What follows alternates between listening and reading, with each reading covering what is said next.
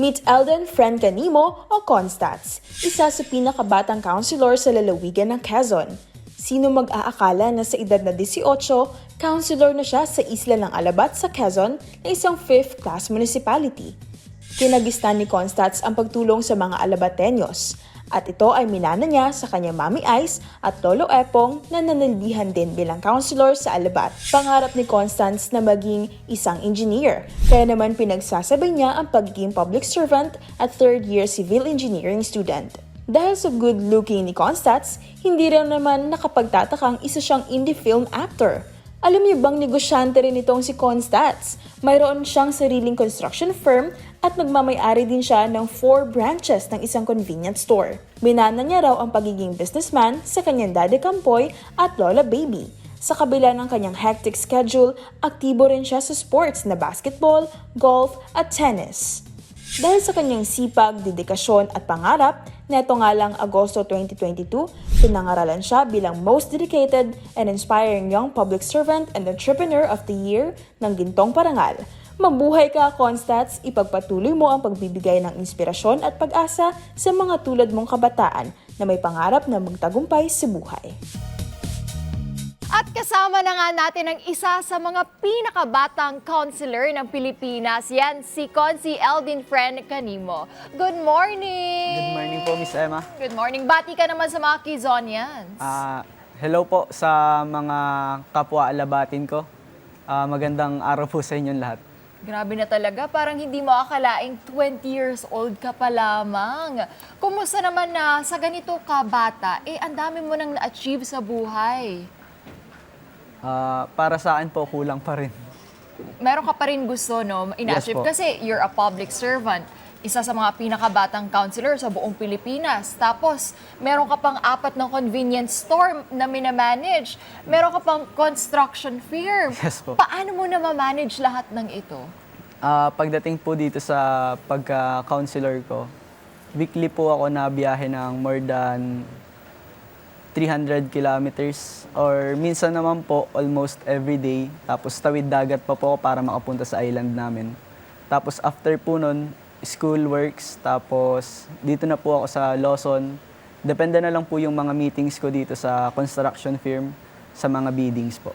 Umpisahan natin nung batang-bata ka pa, siguro mga grade school. Ano bang pangarap ni Eldin? Grade school po, gusto ko po maging sundalo. Bakit napunta ka dito sa ganitong path? Hindi ko rin po alam. Pero wala na po talaga akong magagawa. Nandito na po ako at mas gusto ko pong ipagpatuloy. Pero ang plan ko po next year is mag-reservist para po sa AFP. Paano napasok? Meron ka bang family na public servant din tapos na-inspire ka? Yung pong mother ko, PPSK po siya dun sa amin sa isla. And yung grandfather ko po, dati rin po siyang counselor. Tapos nitry niya pong maging mayor pero hindi lang po siya pinalad. Paano na yung me time? Kasi 'di ba minsan tayo parang sa sobrang dami ng ginagawa, sobrang daming trabaho, parang minsan gusto mong mag-isa, quality time for yourself. Paano mo pa yung ginagawa sa dami ng mga kailangan mong asikasuhin? Nasasabay ko po minsan yung quality time ko sa mga meetings. Like kung may meeting po ako sa Japan, doon na rin po, sabay na po yung vacation. Or kung sa golfing naman po, pag naman po nag-golf ako, most of the time, work-related pa rin. Pero sinasabay ko na rin po yun sa me time ko. Kaya kailangan lang po talaga maging time efficient po lahat ng ginagawa ko. Pwede mo ba kami bigyan kung gaano ba ka-busy yung isang araw mo? Yung pagising pa lang, anong oras ka gumigising? Ano ba yung ginagawa mo, schedule mo sa isang buong araw? Normally po, sa umaga, breakfast, gayak na po agad. Punta Mga po ano ng, oras yun? Siguro po mga 7, nagising na ako. So- Hindi naman po sobrang aga, pero hindi rin naman po sobrang late. And then? Pagkatapos ko pong magayak, diretso na po akong office. Ayusin ko na po lahat ng gagawin ko para sa buong araw. Tapos sa hapon naman po, store visits na lang. Tapos mga meetings. Minsan po pag may time, yung pong mga meetings sa golf na rin sinasabay. Ano ba yung iba mong hilig? Balita ko marami ka pang hobbies aside sa pag-golf. Nagbabasketball din po ako, archery, firing, saka tennis. Dami Paano mo nagagawa lahat yun, Eldin? Minsan po, weekly pala, Halimbawa po, first week, golf lang, next week, tennis, or kung may free time po, firing or archery. Paano naman ang family time? Kasi ang dami na natin pinag-usapan. Yung pagiging public servant mo, yung quality time mo sa sarili mo. Paano naman yung with your family? Doon po sa mga sports ko po, sa mga hobby ko, kasama ko na rin po yung family ko. Pag nag-golf po, kasama ko po yung dalawa kong sister, firing, yung dad ko po. Ang quality time po namin nung mom ko is pag nasimba po kami, mga dinner, breakfast, lunch, or pag nag-out of country po kami. Hindi talaga makakalimutan yun. Kailangan na kailangan mo talaga yung Opo. quality time with your family. Pag-usapan naman natin yung lesson na natutunan mo. Kasi ang bata mo pa lang, ang dami mo nang ginagawa sa buhay. Ano ba yung lesson na natutunan mo dito? Dito po sa pagka-public servant, ang natutunan ko po na wala po talaga tayong imposible po talaga na ma-please natin lahat ng tao. Kahit naman po pagdating sa negosyo, sa mga business, sobrang hirap po na i-please lahat ng tao. Yung mga clients, sobrang hirap po nating ma-please lahat yan. Pero syempre po, ginagawa ko po yung lahat ko para maibigay yung at least bare minimum para sa kanila. Hindi ka ba nahirapan, Eldin? Kasi di ba minsan ginagamit ng ibang tao yung pagkabata, yung sa edad ba? Minsan parang hindi ka muna agad nila nire-respeto kasi parang isip nila, naku, bata pa to, marami pa tong kakaining Bigas. kanin or bigas. Diba? Bakit mo kakainin yung bigas? Di pa na to. Anyway, marami ka pang kakainin bago mo, di ba? So, naranasan mo din ba yung gano'n na parang, sandali lang po, pakinggan nyo lang po muna. Kung may mga ganun ba? Always po. Pwede mo ba kami bigyan ng senaryo na naranasan mo yung ganyan? Sa mga meetings po, halos yung talking time ko, sobrang minimal. Tapos kung ano po yung mga sinasabi ko sa kanila, halos hindi na rin nila pinagbibigyan kasi bata pa raw po, ano pang alam nan, wala pang alam yan. Pero sa akin naman po, wala naman po kasi yun sa age. Kung ano po yung kakayanan ko, kaya po nasa harap nila ako, ibig sabihin po, kinaya ko. At ibig sabihin po nun, kaya ko, kaya kaharap ko po sila. And wala na po silang magagawa dahil kaharap po nila ako. Kung ano po yung mga ibibigay ko sa kanilang mga recommendation, suggestion, kung hindi man po yun mas maganda dun sa mga nabigay nilang suggestions, edi at least on par naman po sa mga binibigay nilang recommendations. Kaya age is just a number lang po, kahit dito sa politics at kahit sa negosyo.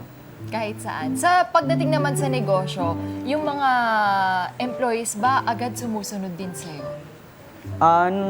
Nung una-una po, parang mahirap pong maniwala yung mga employees na yan yung boss natin na parang twice ng age nila.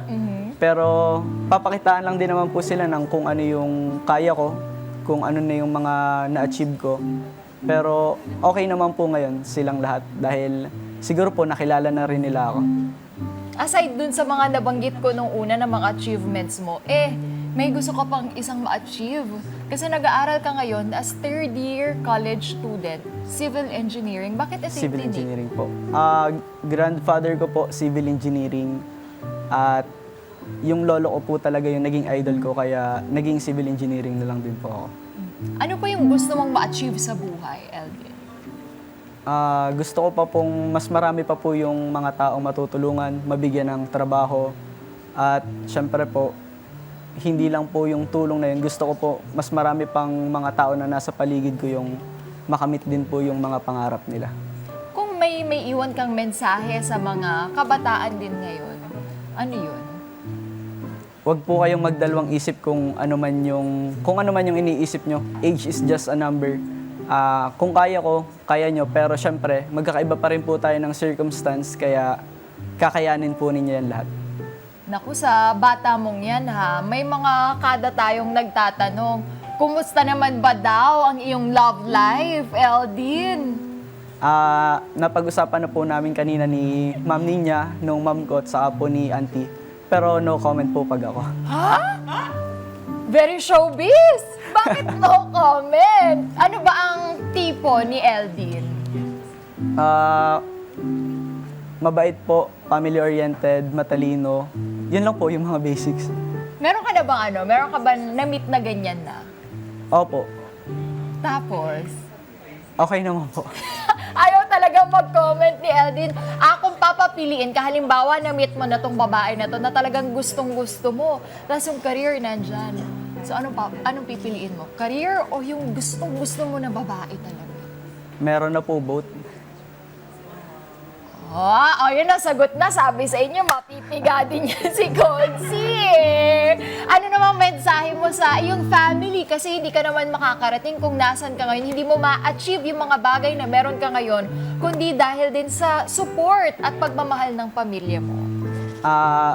Yun po, sa family ko po, thank you po sa lahat ng nagawa niyo sa akin, sa guidance na binigay niyo. Kahit minsan po yung mga guidance ng family ko parang kahit ako na papaisip na sobra-sobra na, pero nandito na po ako ngayon kaya nagpapasalamat po ako kahit parang nahirapan ako nung una na mag-adjust kahit gaano karami yung gawa.